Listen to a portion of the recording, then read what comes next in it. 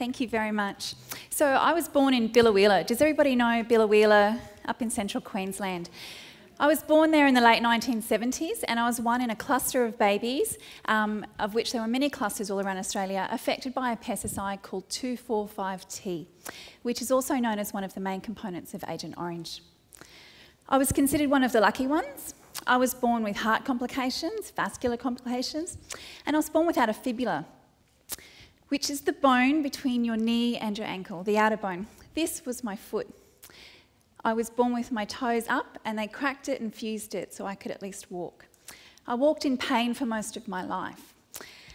Babies born without a fibula tend to have their legs amputated below the knee within about the first year or two of their life. But my mum said no, that is my choice if and when I ever choose to do that. So fast forward to 2005, and having walked in pain for most of my life, I decided I'd had enough, and I was going to chop my leg off and start again.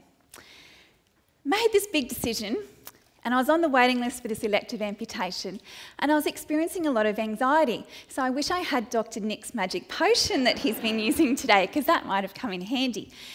But without Dr. Nick's magic potion, what I did do was go see a psychologist, who was also a hypnotherapist. Part of what we did together was relaxation sessions, and one of these was called Talking to Your Body. I sat back on this couch and I was holding a cushion for a bit of extra comfort, and I remember everything that was said, but I don't remember saying it. In this conversation with my lovely leg that we see here, my leg told me that she was angry at me, that she was sad, and that she was upset because I was chopping her off and throwing her away. She felt that I had given up on us and all that we had actually achieved together.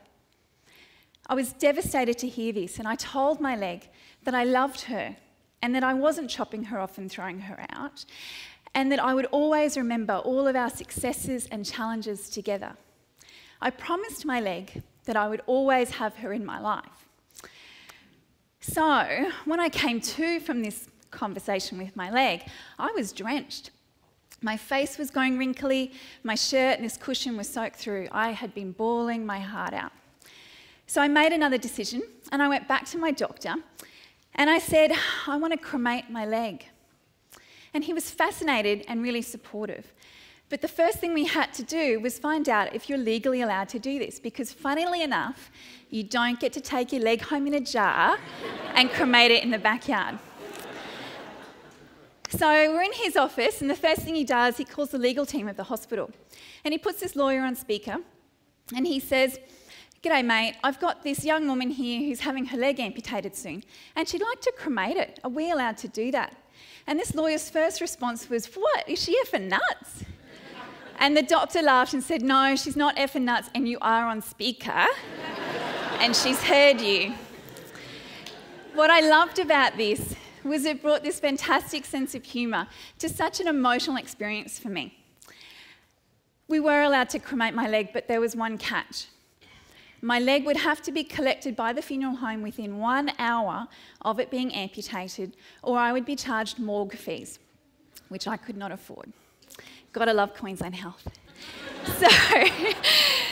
So I went on a mission, called a funeral home, and I said, "Hi, my name's Priscilla, I'm having my leg amputated soon, and I'd like to cremate her. Can you tell me how much that would be?" They thought it was a prank call. Can't imagine why. Something straight out of The Simpsons, apparently. But after a bit more negotiation, they started to believe me, couldn't work out a price. I said, "It's no bigger than a cat. How much do you charge for a cat?" We settled on the price of a cat. It was fantastic. But just to prove once and for all that I wasn't a prank call, I did have to go in and sign some paperwork. My friend Nitzi came with me for moral support. We were possibly the two happiest people in a funeral home ever. Laughing down the hall, filling out the paperwork, and there's the line, it says deceased person's name, I'm crossing out writing leg.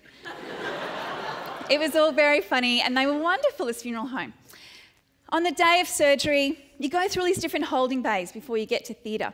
And the last place that I had to go was the anaesthetist room to get an epidural, which is a pretty common procedure when you have an elective amputation.